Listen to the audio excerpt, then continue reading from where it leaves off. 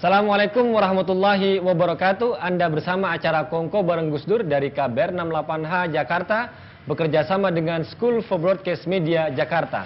Acara ini dipancarluaskan oleh radio-radio jaringan KBR 68H di Nusantara, dari Aceh hingga Papua, dan beberapa televisi di kawasan Indonesia. Saudara, saya Muhammad Guntur Romli akan menemani Anda berbincang-bincang dengan Kiai Haji Abdurrahman Wahid Gus Dur yang saat ini sudah bersama kita di Kedai Tempo Jakarta. Saya sapa dulu Gus Dur. Assalamualaikum Gus Dur. Waalaikumsalam. Apa kabar Gus? Baik-baik. Baik-baik aja Gus ya.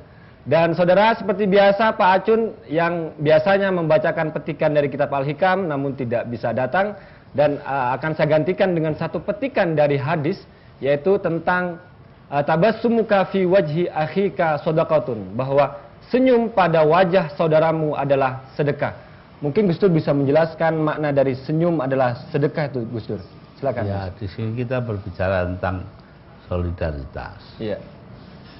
Jadi sama saja dengan ucapan seorang kiai di daerah Kebumen, Kiai Son Haji, yang mengatakan kepada saya, di dalam hadis ada, Pak, orang Islam itu bagaikan tubuh yang satu. Kalau yang satu itu merasa sakit, sebagian merasa sakit, sebagian lagi juga merasa. Nah, kenapa sekarang ini kok banyak orang Islam kaya, yang miskin nggak ada yang perhatikan? Nah, ini bukan berarti melarang hati. Ya itu tadi, sama saja dengan itu. Jadi makna senyum itu juga bentuk dari solidaritas, Gus ya? Iya. Ya, terima kasih Gus Dur. Saudara, pagi ini kita akan berbincang tentang sebuah tema, yaitu Islam dan humor, berkenaan juga dengan hadis yang tadi saya sebutkan, yaitu bagaimana kita memberikan atau mengetengahkan Islam dengan penuh humor, dengan penuh kesantunan, dengan penuh keramahan. Dan kita kenal bahwa Gus Dur adalah sosok yang penuh dengan humor, penuh dengan gelak tawa, dan tidak dengan wajah yang garang. Dan untuk itu sudah datang bersama kita di Kedai Tempo Bung Hamid Basyaib. Selamat pagi Bung Hamid. Selamat pagi Bung Guntur. Ya, apa kabar Bung Hamid? Alhamdulillah. Dan Bung Hamid ini seorang penulis dari buku Humor ala Gus Dur, Bung Hamid ya? Ya, saya menulis 2 jilid. 2 jilid untuk buku itu. Dan bagaimana tanggapan pasaran buku Humor ala Gus Dur itu? Luar biasa. Jadi dalam 5 hari itu terjual 5.000 eksemplar. Dalam 5 hari? Mungkin karena tipis dan murah. Berapa harganya itu Bung Hamid itu? Waktu itu harganya cuma Rp8.000, karena 8.000. kita kira 8 tahun yang lalu, ketika Gus Dur 7 tahun yang lalu, Gus Dur baru saja naik jadi presiden. Saya buat itu dalam waktu 2 minggu berdasarkan ingatan saja. Dari ceramah-ceramah Gus Dur? Ceramahnya, diskusinya, penggalannya, percakapan dengan sahabat-sahabatnya yang saya dengar, yang saya tahu, dengan Gus Mus misalnya. Nah, itu saya tuliskan dengan cepat aja. Dan dalam waktu 5 hari sudah? 5 hari habis. 5.000 eksemplar. Oke, Bung Hamid, kita akan berbincang tentang tema itu. Mungkin satu pertanyaan untuk Bung Hamid, saya kira. Salah satu kelebihan dari Gus Dur adalah seorang sosok yang penuh dengan humor. Nah, ini bagaimana dampak kepada perkembangan Islam di Indonesia itu, Bung Hamid? Mungkin Anda bisa bicara. Pertama begini, melihat Gus Dur sebagai penuh dengan humor itu menurut saya kurang. Karena Gus Dur ini betul-betul memahami humor, filsafat humornya. Jadi bukan hanya praktek berhumor, tetapi dia mengerti teknik membuat humor dengan piawai sekali, filsafat humor, fungsinya, psikologi humornya. Jadi dia perhumoran tuh mengerti keseluruhan aspek dari humor, bukan sekedar melucu atau melontarkan jokes yang lucu. Kalau kita baca misalnya, dia hafal semua itu, misalnya joknya zaman Presiden Kennedy di Amerika bersama penulis pidatonya yang terkenal namanya Ted Sorensen. Beliau ini hafal. Ada joke tentang Winston Churchill, ya, Perdana Menteri Inggris di Perang Dunia Kedua, yang beledek-ledekan dengan Clement Attlee misalnya, ketua partai oposisi, tentang privatisasi. Itu saya dengar dari Gus Dur dan saya kutipkan. Nah, Gus Dur ini juga tahun 86 menulis satu pengantar yang bagus sekali untuk terjemahan buku Mati Ketawa Cara Rusia. Yang pengantarnya luar biasa bagus, dan dari situ kelihatan bahwa Gus Dur mengerti betul apa itu humor, fungsinya dan sebagainya. Jadi maksud saya menggambar Gus Dur. Nah, tetapi yang Anda bilang juga jadinya implikasinya benar. Jadi orang luar terutama melihat Gus Dur itu bukan sosok yang angker, yang menyeramkan, meskipun beliau bukan berarti tidak bisa tegas, tetapi beliau mengerti kapan untuk tegas, kapan untuk humor, dan kapan untuk menyampaikan sesuatu yang serius dengan cara sedikit humoristik sehingga tidak melukai pihak yang dikritik dan sebagainya. Jadi itu yang saya lihat. Ya, saya mungkin mau tanya dulu ke Gus Dur. Gus Dur, kenapa kok suka dengan humor, Gus? Menyampaikan Islam dengan penuh humor itu. Tujuannya itu apa emang, Gus? Mungkin karena saya sejak kecil itu kan dekat dengan mubalik. Nah, mereka itu didengar orang karena humor. Gitu. Nah, itu mungkin ya. Teknik, humor sebagai teknik. Ya, ambil saja contohnya seorang kiai itu diundang ngaji dengan saya di sebuah desa gitu. Itu halaman yang punya rumah itu halamannya kecil sekali, cukup untuk panggungnya kami berdua. Nah, rakyat biasa itu pada duduk di tengah jalan karena nggak ada mobil, ada sepeda. Setelah setengah 9 malam itu si kiai tadi naik ke atas panggung, bilang, saudara, mari kita ngaji karena tempatnya nggak cukup, biarlah ini kami pakai aja kiainya. Gitu. Anda semua duduk di jalan tuh, itu sudah kita cekat di sana, hansip, kasih tahu nggak boleh ada sepeda lewat. Udah, semua datang ngumpul di jalan itu, duduk sila. Ayo kita mulai ngaji dah setelah berapa puluh menit. Mari kita mulai karena sudah pada duduk ini. Adapun yang masih di kebun salak sana, mari kita bareng-bareng doain digigit ular. Orang ketawa semua ya, salah ketakutan jadi 3.000 orang. Nah, itu yang menarik buat saya. Ya ceritanya. Didoakan supaya digigit ular gitu kan. Itu kan ya akhirnya doa itu sesuatu yang baik mestinya, tetapi untuk begitu. Tapi jelas kiai itu tidak bermaksud sungguh-sungguh. Gitu ya Gus ya kira-kira. Itu yang gitu-gituan itu yang Gus Dur saya kira juga. Gus Dur memang mendapat sumber dari humor itu dari mana, Gus? Ya mikir aja sendiri. Adaptasi juga Gus. Ya. Kadang-kadang begitu, kadang-kadang ya tergantung lah. Nah, tapi menarik juga, karena Gus Dur kayaknya menguasai apa humor dari agama-agama lain juga. Jadi dari Yahudi gitu Gus ya. Dari Kristen sudah karuannya diledekin mulu kan Kristen. Ya, tapi ada kalanya mereka yang ledek. Nah, ada 3 orang. Gimana? Ya. Bicara agama mereka itu yang mana yang paling dekat dengan Tuhan. Inilah. Kenapa itu? Ya, agama saya. Kenapa? Kita kalau panggil Tuhan kan Tuhan apa namanya? Tuhan Bapak di sorga. Oh. Hubungan anak dengan Bapak. Katanya orang Belanda, orang Hindu. Hindu juga dekat. Om Swastu, Om sama ponakan kan dekat sekali. Kiai diem aja dari saya. Lah bagaimana Anda? Ya buru-buru mau dekat, manggil aja mesti pakai menara. Orang begini. Manggil Tuhannya orang Islam. Nah ini, tapi ini juga menarik. Bagaimana tanggapan Gus Dur mendengar apa joke semacam itu mungkin dikarang oleh orang agama lain ya, tapi mungkin juga self mockery dari orang Islam sendiri. Kelihatannya Gus Dur sama sekali nggak keberatan itu kalau enggak. Kenapa itu? Orang bercanda silakan lah. Walaupun menyangkut hal-hal yang seserius agama. Enggak. Agama itu nggak perlu diterima secara serius. Ajarannya yang serius. Oh itu bedanya Gus ya? Itu ada satu kasat ini sampai ngakak-ngakak. Hampir sekarang diingat ketemu saya diceritakan. Di televisi, di TVRI, saya itu ditanya tentang sebab-sebab gempa bumi di Bantul. Lah bayangin saya kok bukan ahli geologi, bukan apa, tapi ya udah. Saya jawab, itu mungkin gempa bumi terjadi karena Nyai Roro Kidul itu dipaksa pakai jilbab. Itu benar nggak? Loh lah iya. Karena bukan ahli geologi yang ditanya. Lah iya. Tapi seorang kiai. Dan kebetulan waktu itu ada kejadian RUU pornografi itu Gus ya? Atau kewajiban Iya, jilbab? Iya. Ya Bung Hamid, Anda melihat misalnya bisa apa ya? Mungkin bisa membandingkan antara Gus Dur dengan sosok yang lainnya tentang teknik menggunakan humor. Gimana? Nggak ada lawannya dalam hal itu, Gus Dur saya kira ya. Karena itu tadi, tentu kita kenal banyak sekali kiai. Kiai NU itu kan orang-orangnya rileks sekali ya, humornya kaya dan biasanya apa hadis atau ajaran-ajaran agama di antara mereka diplesetin sedikit-sedikit itu bukan sesuatu yang menegangkan.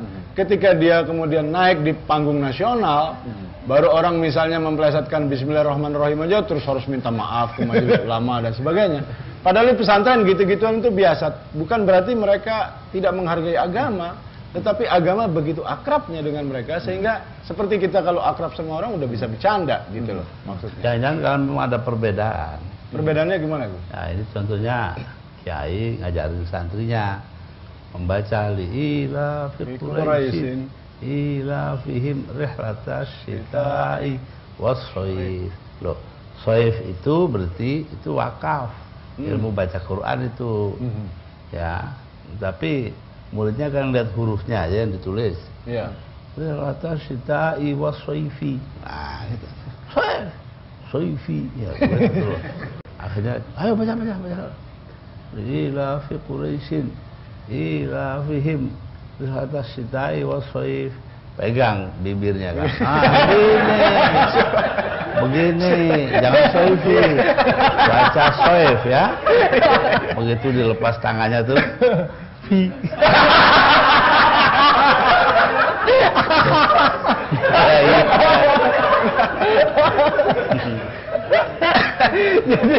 Makanya kita nggak boleh memaksakan apa-apa. Lo bayangkan itu Quran gitu. Artinya bukan berarti mau menghina Quran. Karena begitu akrabnya ya Gus ya. Tiap hari hidupnya dengan. Di situ ada perbedaan kan. Dua ilmu. Satu ilmu qiraah, satunya ilmu wakafnya baca Quran sendiri. Tapi seperti yang dikatakan oleh Mas Hamid, memang apakah tradisi humor itu juga sangat kental di pesantren Gus? Oh iya, iya jelas sekali. Sufi itu kayak humor. Dalam arti gimana tuh Gus? Sufi kayak humor? Ya artinya mereka itu mau menceritakan sisi-sisi yang segar dari kehidupan.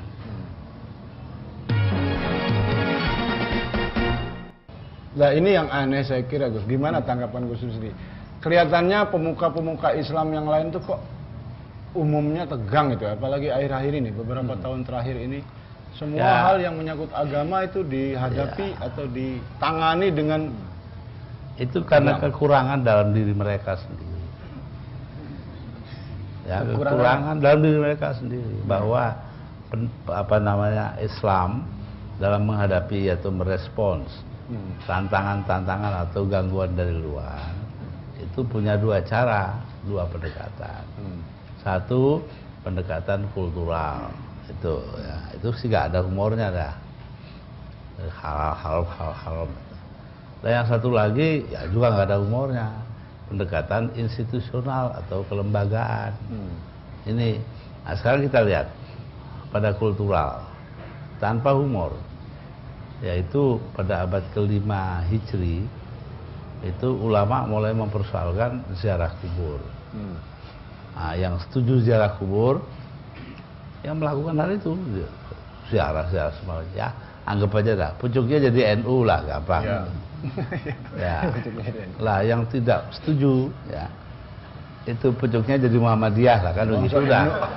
Iya. Bangsa Ibnu Taimiyah segala macam. Ya sudah seru aja. Kalau di kita dianggapnya gitu ya. Nah, itu.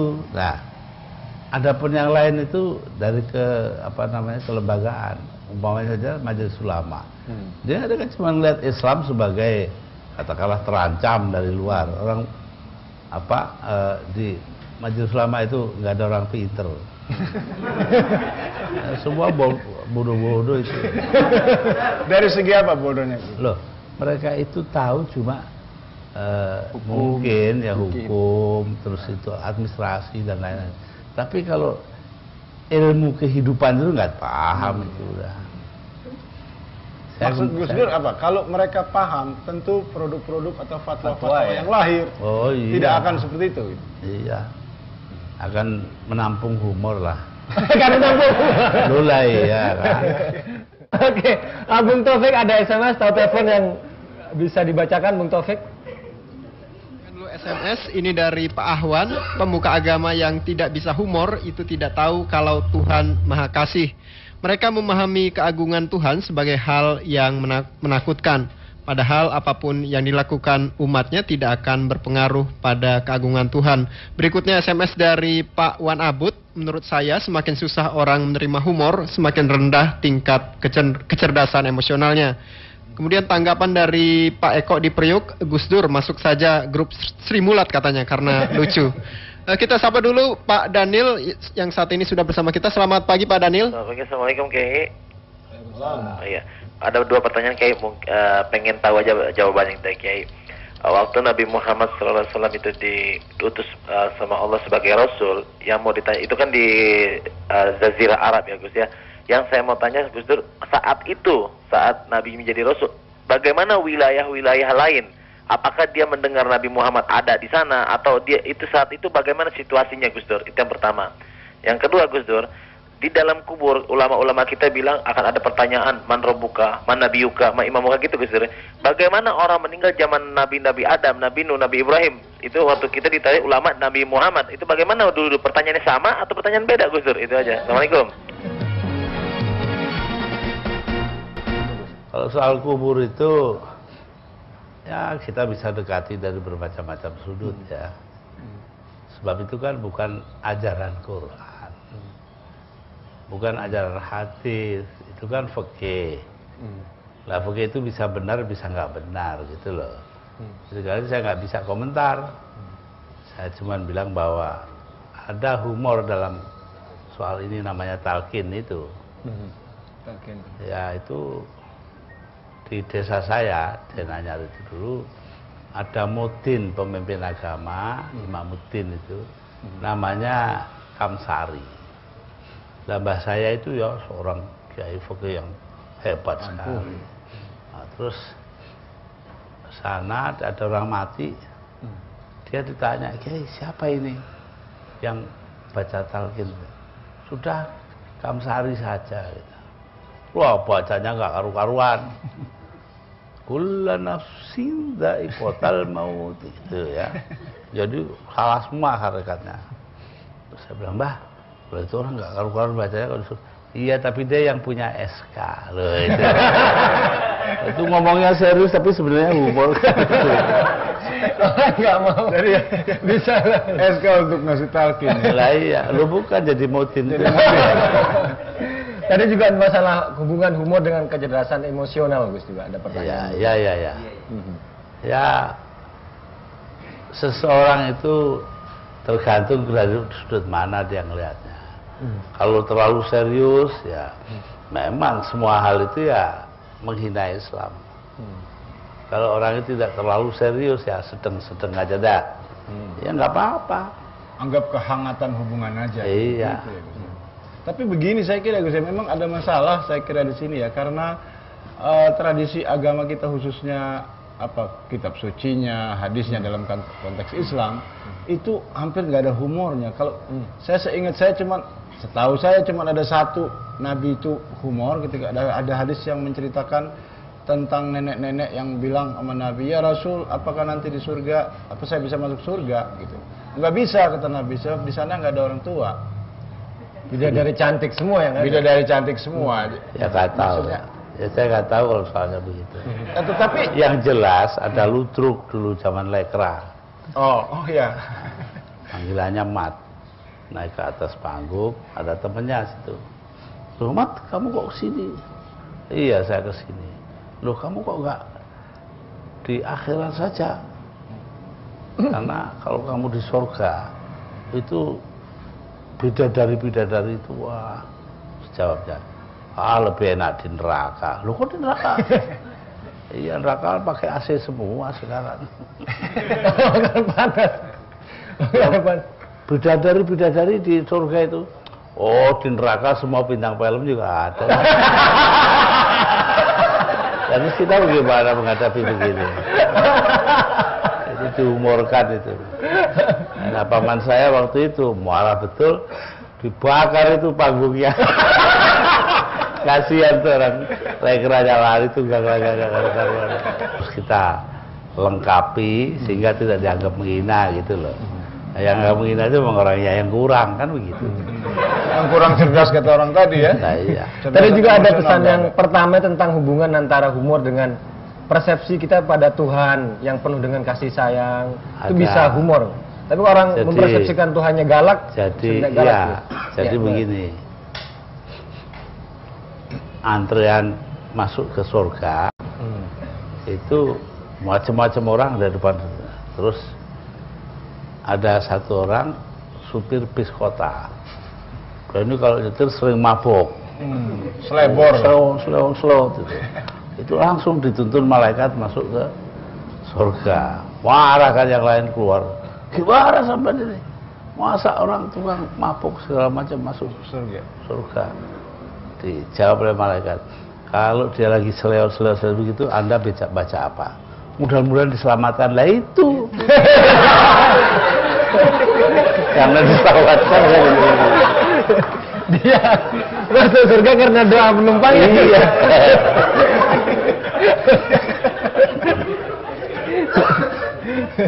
Nah, itu mungkin bagi orang lain gitu. Kok gimana sih surga dan neraka sesuatu yang sangat serius, karena orang bisa masuk surga secara abadi, masuk neraka juga bisa begitu. Loh kok ini dijadiin guyonan gitu loh. Itu loh Gus. Lah begini. Lah bahwa itu juga bisa dijadikan guyonan loh kan? Nah, ya sudah. Berarti yang lebih rendah mestinya lebih bisa lagi. Iya. Dan juga saya membaca tulisan-tulisan Gus Dur juga penuh dengan humor ya Bung Hamid. Nah, tapi Ada- begini, nah ini aneh. Gimana? Ini aneh. Nah, Gus Dur ini tulisannya satu pun tidak ada yang humoristik. Kalau Anda baca misalnya kolom-kolomnya dari awal tahun 80-an sebelum beliau jadi ketua NU, itu beliaulah yang memperkenalkan para kiai ya ke dalam perbincangan nasional. Nggak ada yang kiai itu dianggap pinggiran dan sebagainya. Gus Dur tiba-tiba ngomong Kiai Sukri lah, dari Cilacap lah, dari apa. Kita dipaksa, bukan dipaksa dalam arti sesungguhnya, tapi ditarik perhatiannya untuk melihat kiai-kiai. Dan ada juga humornya, tapi Gus Dur sendiri tidak pernah menggunakan kalimat-kalimat yang bermaksud melucu. Nah ini kesempatan saya nanya Gus Dur, kenapa Gus Dur itu kalau udah nulis kolom biasa betul-betul serius dengan bahasa Indonesia yang sangat baik? Nggak banyak orang Indonesia yang punya bahasa seperti itu. Ya tergantung.